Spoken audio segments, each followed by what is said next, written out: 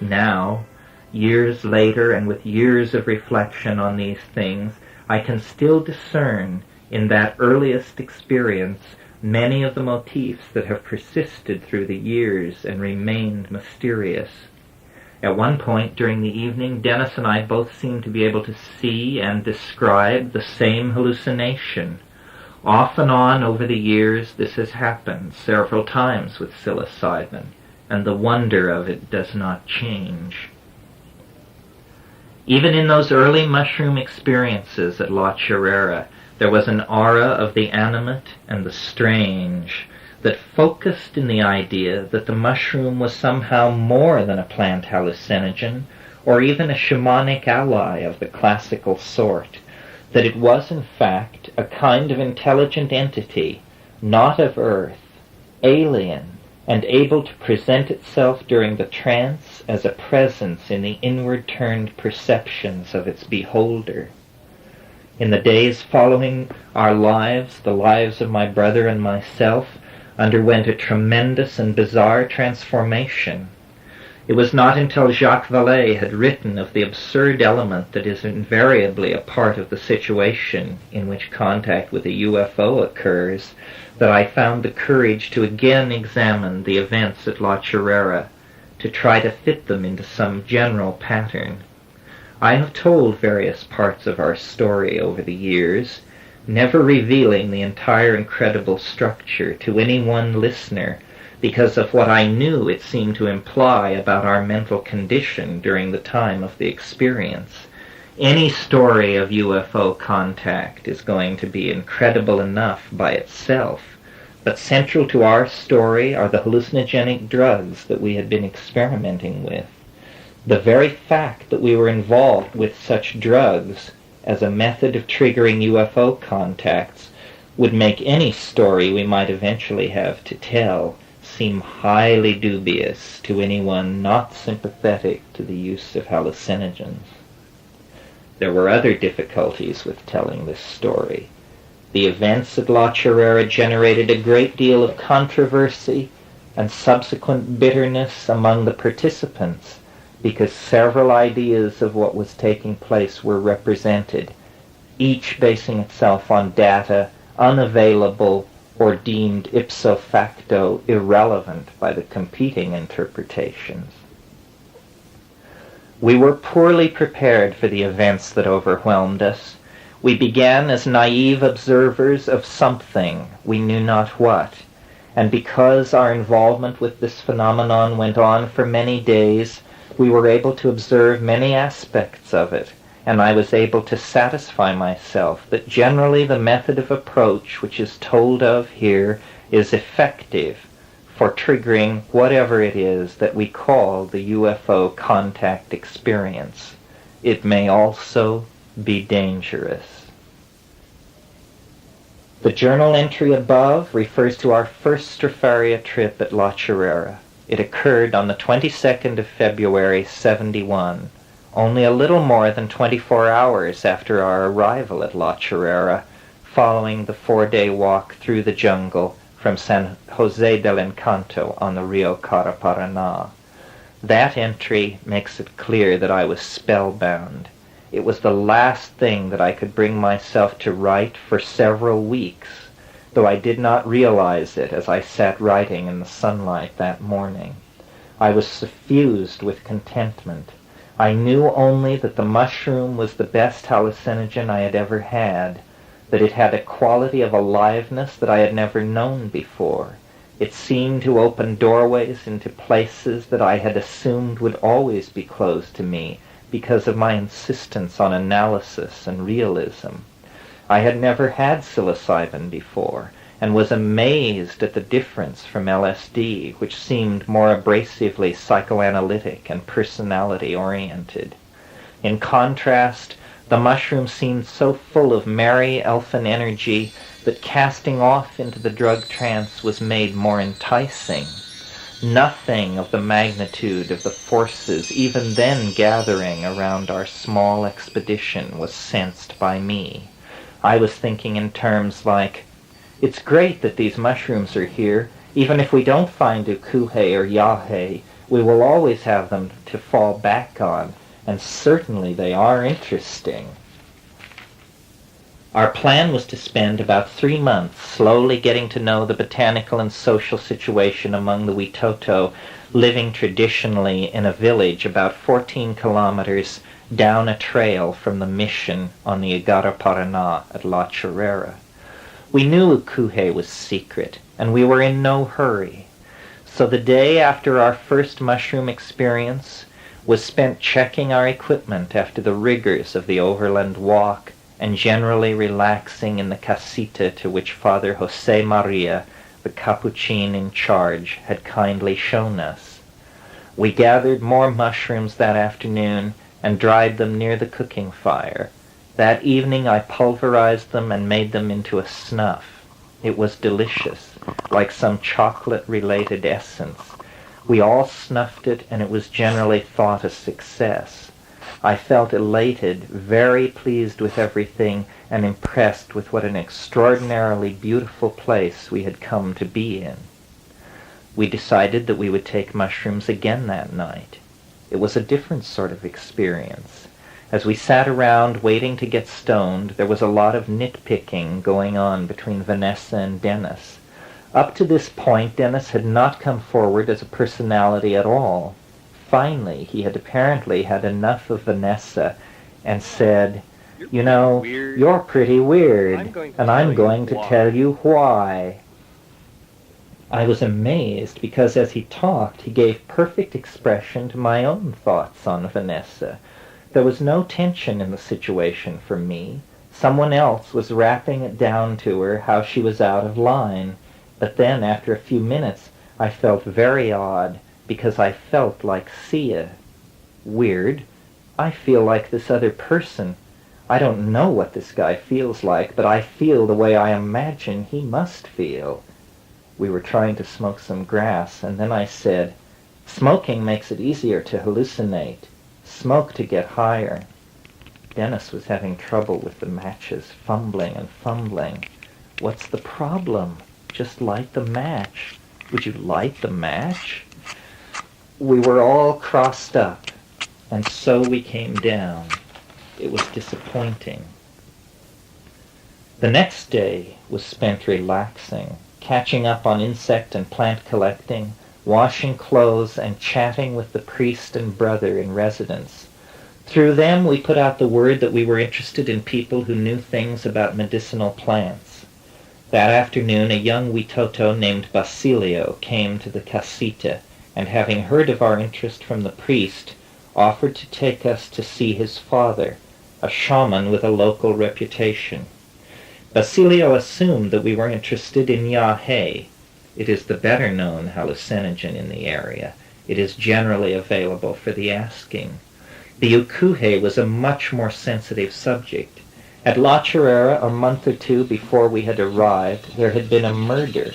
Actually, several murders and attempted murder. It all had to do with ukuhe.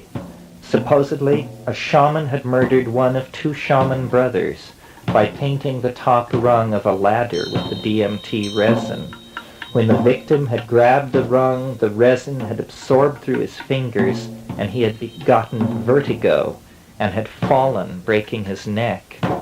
The shaman whose brother had been killed struck back by causing an accident. The alleged murderer's wife, daughter, and grandchild had been in a canoe above the Choro, and unaccountably unable to reach the shore, they had been swept over it. It was said they were victims of magic. Only the wife had lived through it. It was not the time to be asking about ukuhe. Basilio insisted that the yahe was a day upriver at his father's maloka. He had a small canoe, so only 2 of us could go with him. After consultation, it was decided that Ev and I should go. We left at once for the river, and I took my film canister of snuff with us. Calm was the day and blue the sky. An extraordinary peace and depthless serenity seemed to touch everything. It was as if the whole earth was softly exhaling its exhilaration. Had such a mood developed no further, it would have passed into being but a pleasant memory.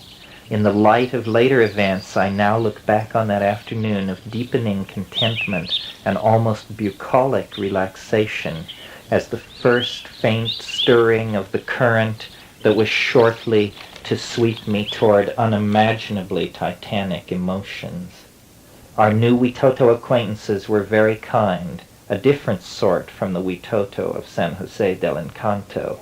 We were shown their cultivated yahe plants and given cuttings and a bundle of the vines so that we could make our own ayahuasca. Basilio described to us his own single experience with yahe when, several years before, after days of fever from an unknown cause, he had taken it with his father. He described the yahe as a cold water infusion, rare for that area, where vigorous boiling usually plays a part in the preparation. After soaking the shredded yahe for a day and a night, the unboiled water had become hallucinogenically potent. There had been many fences to cross in the visions, a sense of flying. The father had seen the bad air from the mission that had weakened his son. The mission was recognized as a place of ill omen. After this experience, Basilio recovered his health and was less often at the mission, he told us. It was all very interesting, our first exposure to field conditions, and it accorded well with our data on yahe usage and beliefs in the area. We hung our hammocks in a small hut near the main Maloka that night. I dreamed of fences and the pasture back at the mission. The next morning early we were rowed back to the mission by Basilio. Our collections of Banisteriopsis were reason for pride, but again I felt the elation whose depth could not be found. Peculiar, I muttered to myself as we swung inside of the mission, overlooking its lake, and placed on a sunny hill with a row of date palms sweeping up from the boat landing. Very peculiar.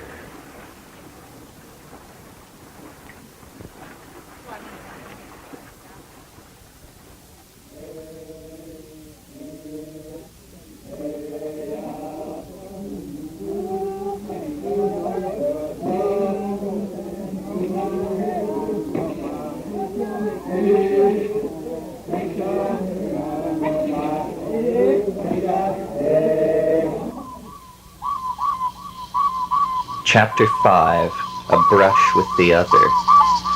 Returning to our friends, we learned that in the few hours that we had been gone, some teachers expected to arrive to teach in the mission school had finally appeared. They had been ferried in by a bush pilot, the notorious George Salikas, who served as La Chorrera's emergency link to the outside world and who brought the mail once a month. We were out of lodging, for it had been the professore's quarters that we had been staying in. Not precisely out of lodging, the priest having offered us the temporary use of a run-down hut that stood on stilts on a small rise below the mission, but well above the broad lake that is caused by the chorro, which gave La Chorrera its name. The word means narrow channel or chute. It was in this small hut, instantly christened the Knoll House, that we proposed to live while we arranged to move further into the nearby jungle and away from the somewhat confining atmosphere of the mission. We rested, passed a joint around, and planned our next move. In conversations with the brother, Dave and Vanessa had learned that there was a quite sturdy Witoto house unused and lying down the trail toward the village where our hopes for Ukuhe centered. It normally stood empty, but was now occupied by the people who had brought their children to the mission for the beginning of the school year. It is the practice of the Witoto to leave their children in the keeping of the padres for 6 or more months out of the year, the effect of which on the social self-image of the children is easily imagined. Children were coming from all directions, being brought by their parents who would then return to their own villages until time to reclaim the children.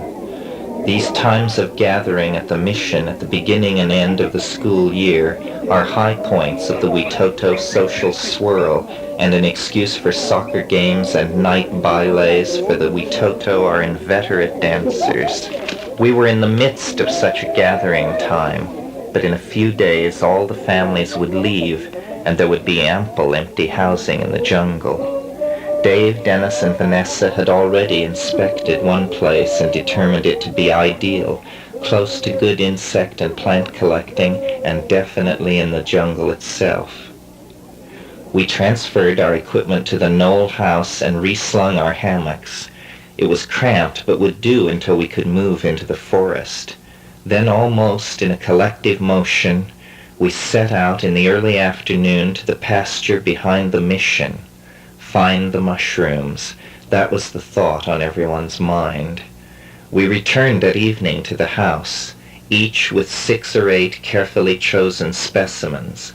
These we ate, and then, as the evening's trip deepened, we smoked joints rolled out of shavings of the freshly gathered Banisteriopsis caapi. The caapi smoke was delicious. It smelled like light incense, and each toke synergized beautiful slow-motion volleys of delicate hallucinations, which we immediately dubbed vegetable television. Each burst of imagery would last about 15 minutes and subside. Then it was time to take another hit of the caapi smoke. The effects persisted a couple of hours. We triggered it repeatedly and excitedly discussed it as an example of the sort of things that sophisticated shamanic technicians have been whipping up for each other's amazement since the late Paleolithic.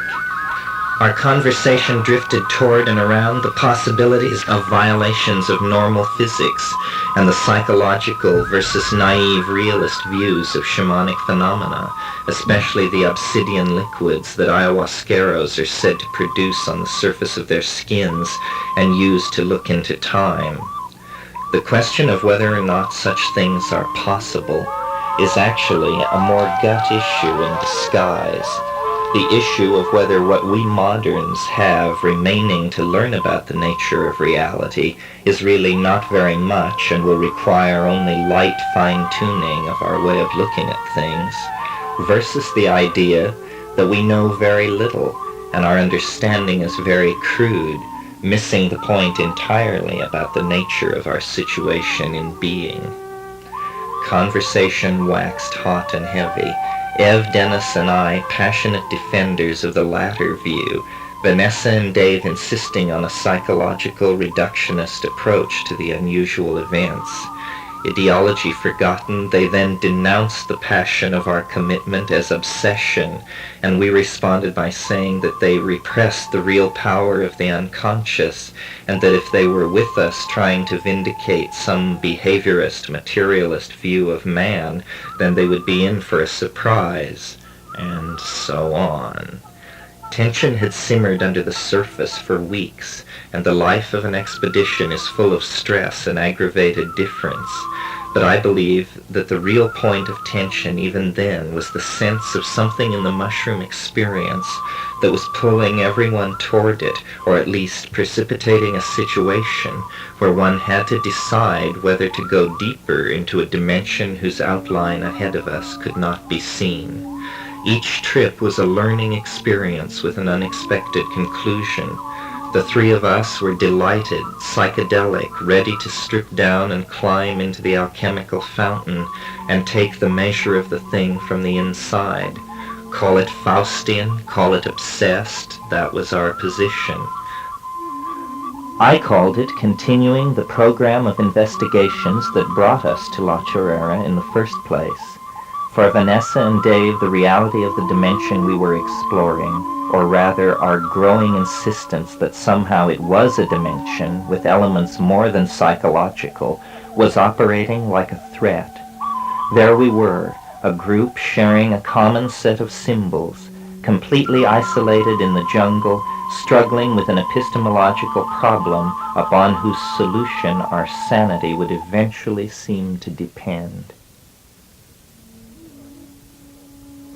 And so, and in short, Dave and Vanessa withdrew from us, withdrew from the excited speculative conversations with their intimations of the possibility of being overwhelmed from the unseen. There were no arguments or scenes, but a tacit and mutual understanding that a fork in the road had been reached and that some of us were committed to going deeper into the idea systems of the mushroom trance, and some were disturbed by the sudden depth of things and preferred to pass on this occasion. The cramped knoll house and the polarizing of two approaches toward further tripping combined to inspire Vanessa to expand her checker-playing contacts with the police garrison of 3 very displaced young Colombians. After several closely fought games, she had a full-fledged invitation to relieve our crowded conditions by moving with Dave into an unused riverside house nominally in the care of the police. Later, this house, which was at the river landing of La Chorrera, would be the site of my own UFO encounter, but that was in a future long days away from the afternoon of our vegetable television trip when Vanessa and Dave took down their hammocks and moved down the hill to the promptly named Riverside House. It was a beautiful day and their departure was friendly. They would spend more time in the water now, Vanessa laughed. It was the 6th day of our residence at La Chorrera. We had taken the mushrooms 3 times. We were healthy, relaxed, and delighted with ourselves for having come so far in such good shape. There were insects and plants to collect and the lake beneath the Chorro to swim in. My new relationship with Eve seemed promising and well launched by then. We were being lulled by the warm tropical sun in the depthless blue sky. Something was about to happen. After the departure of our 2 friends, we each lay in our own hammock, lost in thought as the heat and insect shrill built toward midday. My journal entries had already ceased, my busy writing now replaced by long flights of reverie, dizzying and beautiful, the faint traces of the deepening of the contact, though I did not then recognize it for that. Another warm night was upon us, and we slept long and well. When the morning ground fogs had burned away, this new day was revealed to be as pristine and as flawless as the days always seem to be in this marvelously beautiful jungle-isolated settlement. Each day seemed like a pearl born from the warm and starry night preceding.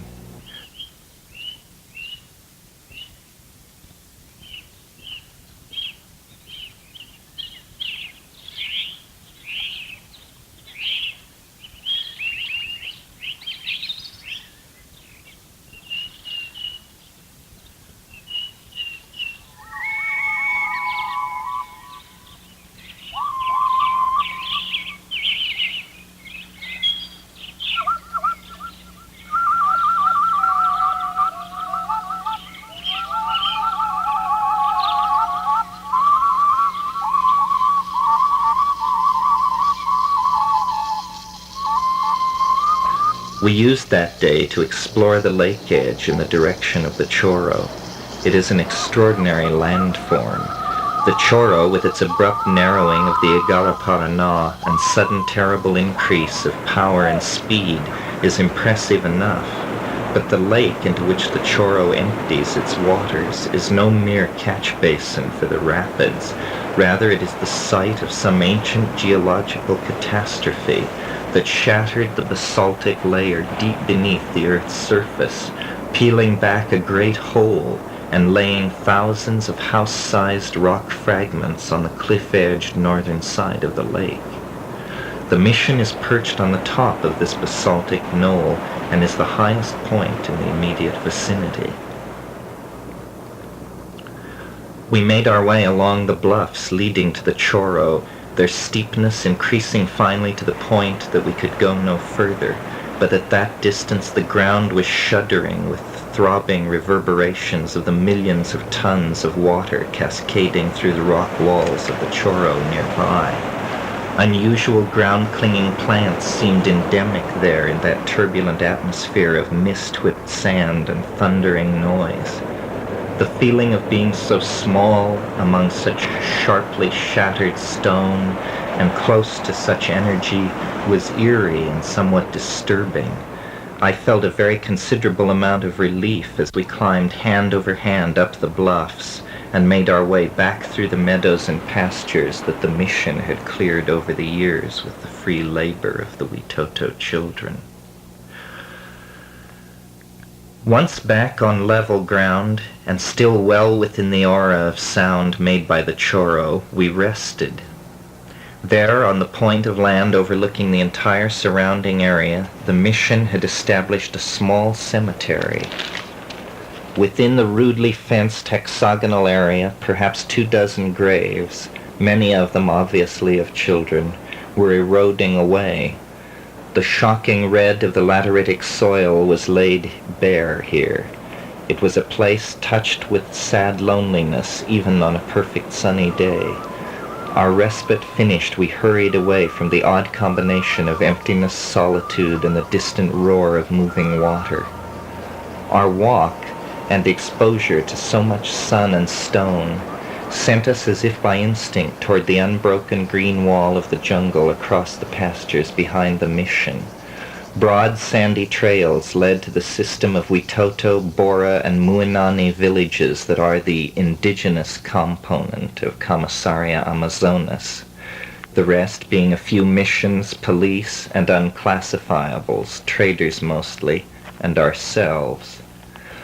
We wandered down the trail, checked on our home-to-be, and found it still occupied. Returning through the pastures under a spectacular sunset, we gathered more mushrooms, enough for Ev, Dennis, and me to each take more than we ever had before. How much? Perhaps 20 mushrooms apiece.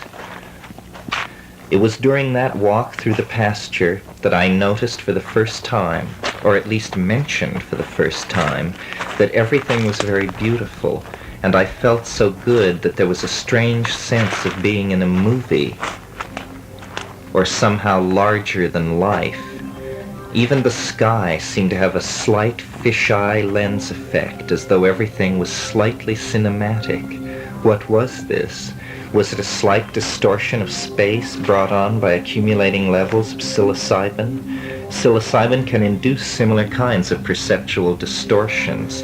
I felt 10 feet high, just a touch of the superhuman. It was odd, but very pleasing.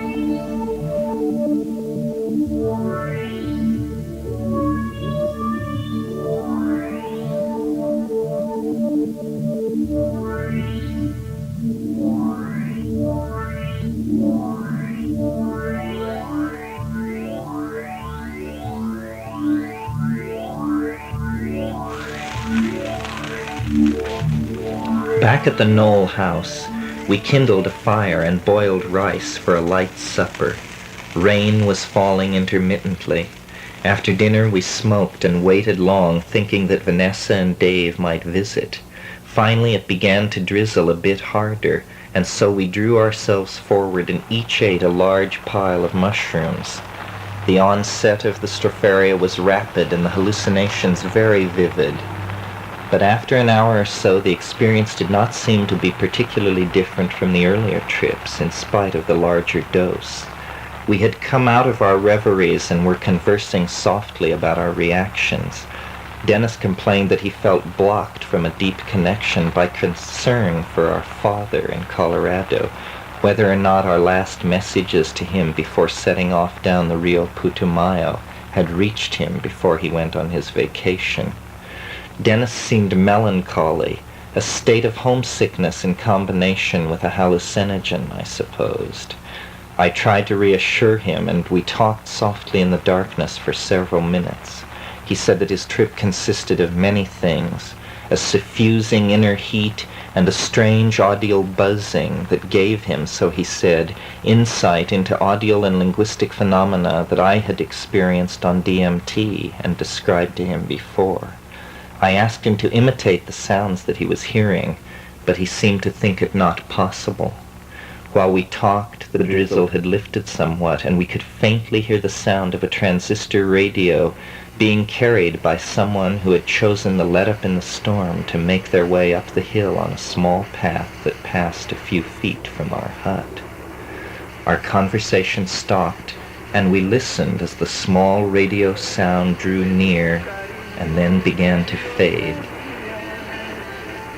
At that moment, Dennis gave forth with a very machine-like, loud, dry buzz.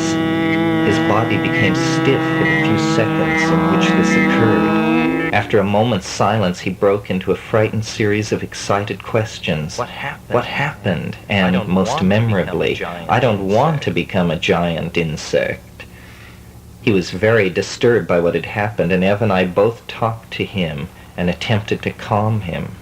It was obvious that what to us had seemed only a strange sound had had far different effects on the person who made it. I understood his predicament because it was familiar to me from DMT experiences where a kind of glossolalia of thought that seemed to me the very embodiment of meaning seemed mere gibberish when verbalized and heard by other people. Dennis spoke of tremendous energy in the sound and said that he had felt it like a physical force of some kind. We discussed it for several minutes, and finally Dennis decided that he wished to attempt the effect again. This he did, but for a much shorter time. He again reported that the subjective experience was of great energy being unleashed. He said that he felt as though he might leave the ground if he directed his voice downward.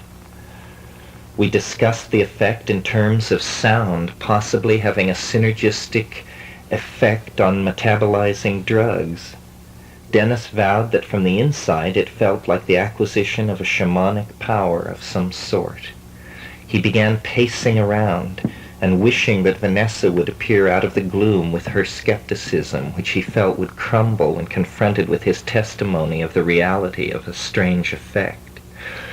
I told him that she would only think of it as a strange sound in combination with a drug she was growing uncertain of. At one point he became so excited that we all three left the hut and stood looking out into the pitch darkness.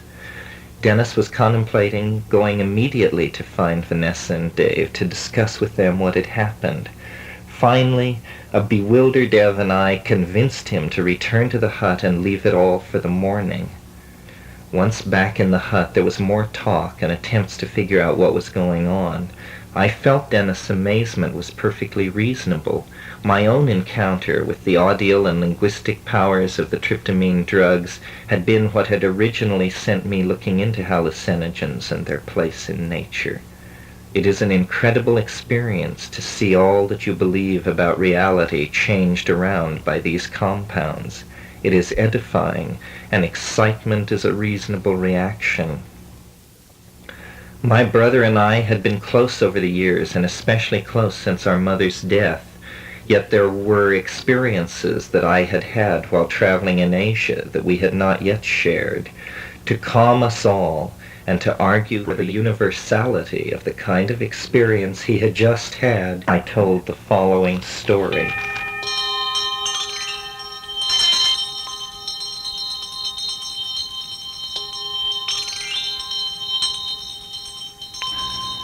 Chapter 6, Kathmandu Interlude.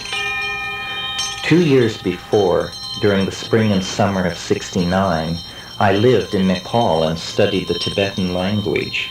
The wave of interest in Buddhist studies was just beginning, so that those of us in Nepal with Tibetan interests were a tightly knit group.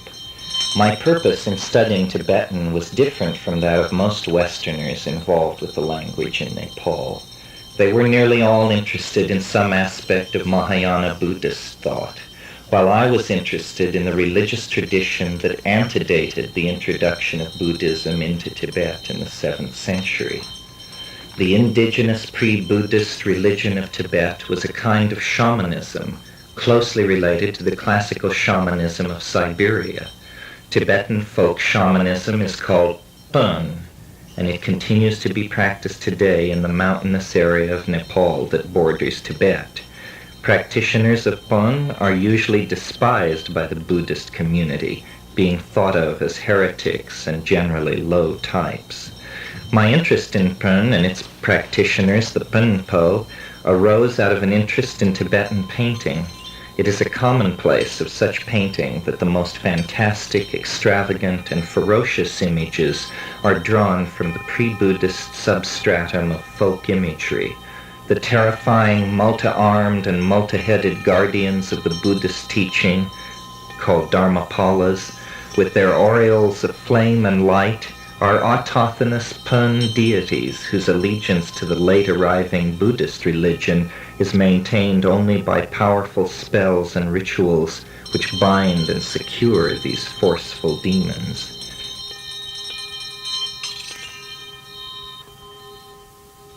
It seemed to me that the shamanic tradition that spawns such outlandish and fantastic images must have at some time had the knowledge of a hallucinogenic plant. Shamanic ecstasy in Siberia was attained through the use of Amanita muscaria, and R.G. Wasson has made a good case for the use of the same mushroom in Vedic India. Since Tibet is situated roughly between these two areas, it did not seem impossible that before the coming of Buddhism, hallucinogens were part of the indigenous shamanic tradition. Amanita muscaria was only one of several plants that might have served as a hallucinogen in ancient Tibet. Pegamen harmala of the Zygophalaceae is another hallucinogen. It, like Banisteriopsis caapi, contains the hallucinogenic alkaloid harmine in considerable quantities and is probably a hallucinogen by itself. Certainly in combination with a DMT-containing plant, of which the flora of India boasts several, Arundodonax, for example, it should yield a strong hallucinogen whose composition would not differ chemically from the ayahuasca and yahe brews of Amazonas. My interest in Tibetan painting and hallucinogenic shamanism led me to Nepal. I had learned that there were refugee camps in Nepal and near Simla in India, whose populations were nearly entirely outclassed Pönpo, unwelcome in the camps where Buddhist refugees were housed. I wanted to learn from the Pönpo whatever they still retained of any knowledge of hallucinogens that they might once have had. I was convinced that the original source of the fantastic images in Tibetan painting must be a shamanic use of plant hallucinogens. I wished, in my naivete, to prove this idea and to write a monograph about it. As soon as I arrived in Asia, the enormity of the task and effort that it would require were seen more nearly in their correct proportions. My proposed project was actually an outline for a life of scholarly research. Naturally, I found that nothing could be done at all until I was familiar with the Tibetan language. I put aside all the ideas I had hoped eventually to research, and instead resolved simply to dedicate myself to learning as much Tibetan as I could in the few months that circumstances gave me in Nepal.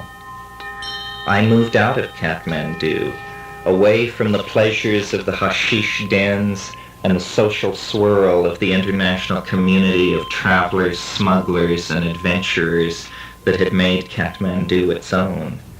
I moved to Bodhanath, a small village of great antiquity a few miles east of Kathmandu and recently flooded with Tibetans from Lhasa, people who spoke the Lhasa dialect that is understood throughout the Himalayas.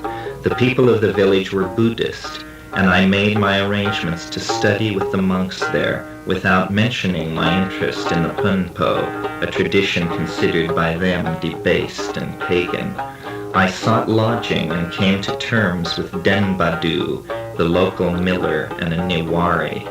He agreed to rent a room on the third floor of his prosperous adobe house which fronted the muddy main street of Bodhanath. I struck a bargain with a local girl who agreed to bring me fresh water each day, and I settled comfortably in. I whitewashed the adobe walls of my room, commissioned a huge mosquito net in the market in Kathmandu, and arranged my books and small Tibetan bench inside. I was very comfortable and treasured my existence as a traveler and scholar. Tashi Yaltsin Lama was my teacher. He was a very kind and understanding Gelugpa. In spite of his age, he would arrive every morning promptly at 7 for our 2-hour lesson.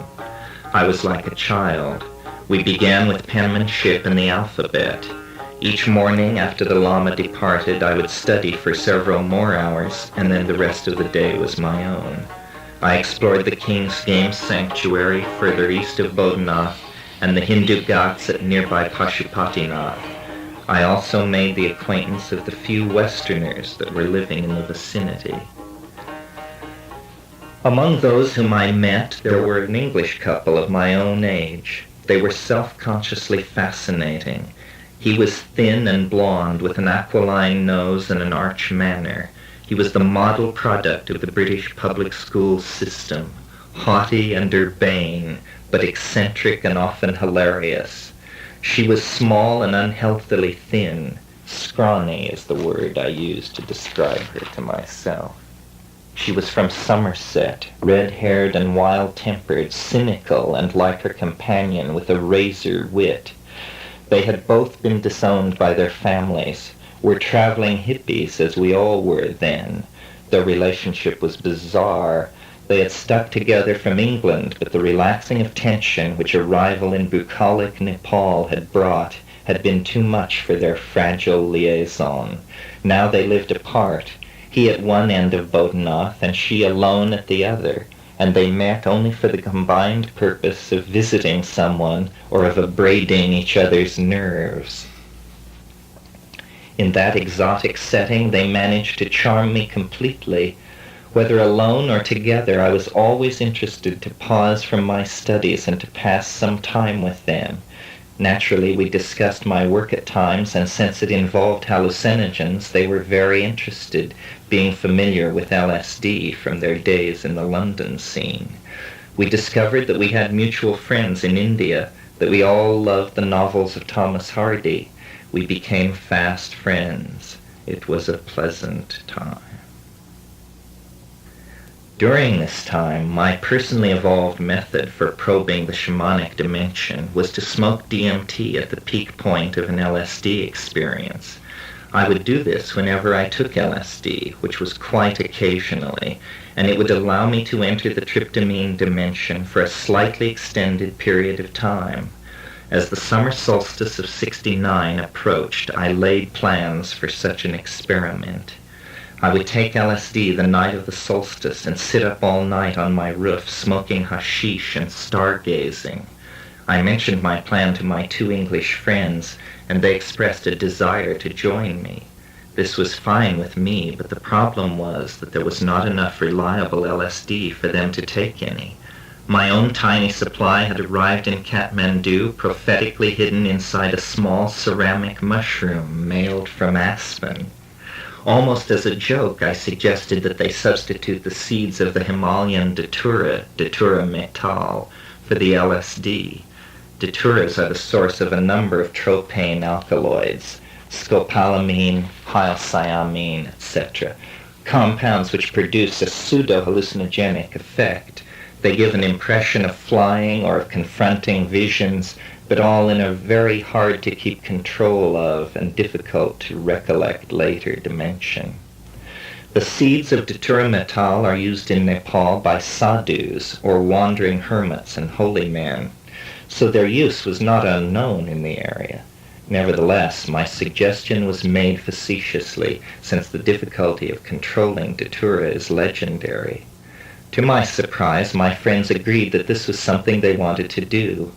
We arranged that they would arrive at my home at 6 on the appointed day. When the evening finally came, I moved my blankets and pipes up to the roof of the building. From there I could command a fine view of the surrounding village with its enormous stupa with staring eyes. The upper golden levels of the stupa were at that time encased in scaffolding where repairs necessitated by a lightning strike suffered some months previously were going on. The white-domed bulk of the stupa gave the adobe mud village of Bodhanath a Saussurian and unearthly quality. Further away, rising up many thousands of feet, I could see the great Annapurna range. In the middle distance, the land was a patchwork of emerald paddy.